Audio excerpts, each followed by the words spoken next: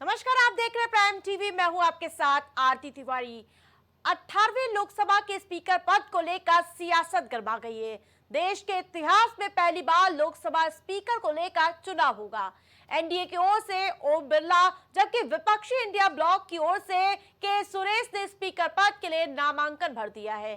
दरअसल विपक्ष deputy speaker के पद पर अड़ा हुआ है, माफ कीजिएगा, लगातार अड़ा हुआ नजर आ रहा। तो इस बीच विपक्ष ने पहले ही कहा था कि अगर डिप्टी स्पीकर का पद नहीं मिलता है तो वो भी स्पीकर पद के लिए अपने उम्मीदवार को खड़ा करेगा। शुरुआत में खबर थी कि लोकसभा स्पीकर को लेकर एनडीए और विपक्ष के बीच सहमति बन गई है। ओम बिरला एक बार फिर स्पीकर पद संभालेंगे, लेकिन संसद पहुंचने पर कांग्रेस के वरिष्ठ नेता राहुल के बयान ने सियासी सरगर्मियों को बढ़ा दी थी।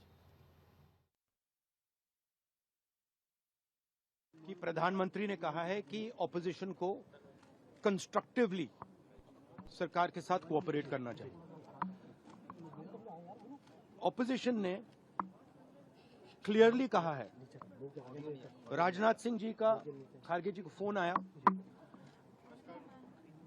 राजनाथ सिंह जी ने खारगे जी से कहा देखिए आप हमारे स्पीकर को सपोर्ट कीजिए।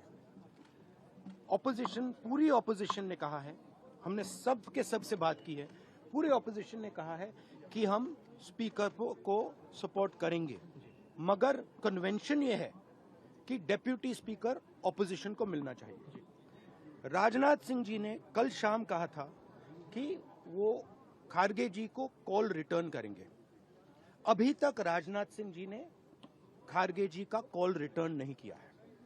तो मोदी जी कह रहे हैं कंस्ट्रक्टिव कोऑपरेशन हो, और फिर हमारे नेता को इंसल्ट करा जा रहा है।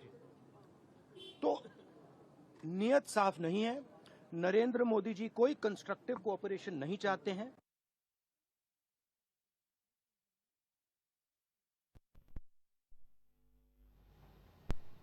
जून यानी आज आपातकाल के 50 साल पूरे हो रहे हैं।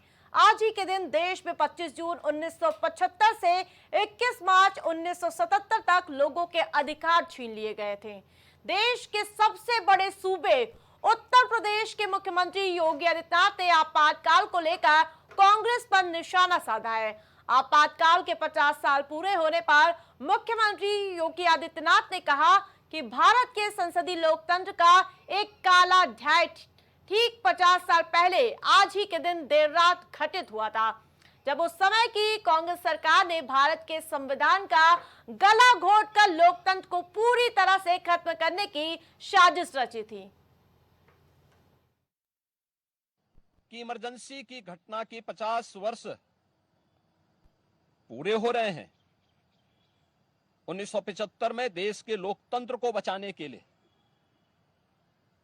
संविधान को फिर से बहाल करने के लिए, नागरिक अधिकारों की रक्षा करने के लिए जिन लोगों ने जेल की यातनाओं को सहा था, जिन लोगों ने उस कालखंड में लोकतंत्र के लिए अपना सर्वस्व न्यौछावर करने का कार्य किया था, हमें आश्चर्य होता है कि उनकी वर्तमान पीढ़ी उसी कांग्रेस की गोद में बैठ करके देश को फिर से कांग्रेस की तानाशाही और लोकतंत्र विरोधी, संविधान विरोधी तंग दायरे की ओर धकेलने का कुत्सित प्रयास कर रही है। मुख्यमंत्री योगी आदित्यनाथ की अध्यक्षता में मंगलवार को ही कैबिनेट बैठक में 44 प्रस्तावों पर सहमति दे दी गई है। बैठक में प्रदेश के 3 बड़े शहरों यानी कि वाराणसी, गोरखपुर और प्रयागराज के सीमा विस्तार को मंजूरी दे दी गई है। तो वहीं यूपी में सिपाही भर्ती परीक्षा और आरओ परीक्षा में हुए पेपर लीक को देखते हुए योगी सरकार उत्तर प्रदेश सार्वजनिक परीक्षा अध्यादेश 2024 लेकर आएगी। इसके तहत पेपर लीक में दोषी पाए जाने पर आजीवन कारावास तक और इसके अलावा 1 करोड़ रुपए का जुर्माना लगाया जाएगा। इस प्रस्ताव को योगी कैबिनेट ने मंजूरी दे दी है। वहीं पेपर लीक या अन्य कारणों से परीक्षा प्रभावित होती है तो उस पर आने वाले खर्चे की भरपाई सॉल्वर गैंग से वसूली की जाएगी। साथ ही परीक्षा में गड़बड़ी करने वाली कंपनियों और सेवा प्रदाताओं को हमेशा के लिए ब्लैकलिस्ट किया जाएगा। जहां पेपर लीक मुद्दा लगातार गर्माता हुआ नजर आ रहा है, इस बीच योगी कैबिनेट का बड़ा फैसला देखने को मिल रहा है, जहां योगी सरकार अध्यादेश लाने की तैयारी में। योगी कैबिनेट की आज अहम बैठक हुई जिस पर चर्चा हुई। वहीं आपको बता दें कि पेपर लीक के दोषियों को आजीवन कारावास का फैसला लिया गया। इसके अलावा आपको बता दें कि आजीवन कारावास तक और 1 करोड़ रुपए का जुर्माना लगाया जाएगा। इस प्रस्ताव को योगी कैबिनेट ने मंजूरी दे दी है। वहीं पेपर लीक या अन्य कारणों से परीक्षा प्रभावित होती है तो उस पर आने वाले खर्चे की भरपाई भी सॉल्वर गैंग को करना पड़ेगा। 43 अहम प्रस्तावों पर मुहर लगी है। वहीं पेपर लीक पर सरकार नया अध्यादेश लाने की तैयारी में है।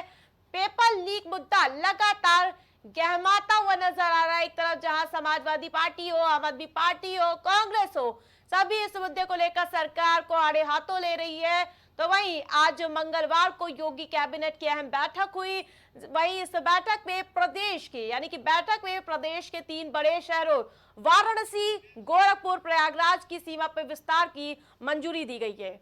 वहीं पेपर लीक मुद्दे पर नए अध्यादेश को लाने की योगी सरकार ने तैयारी की है।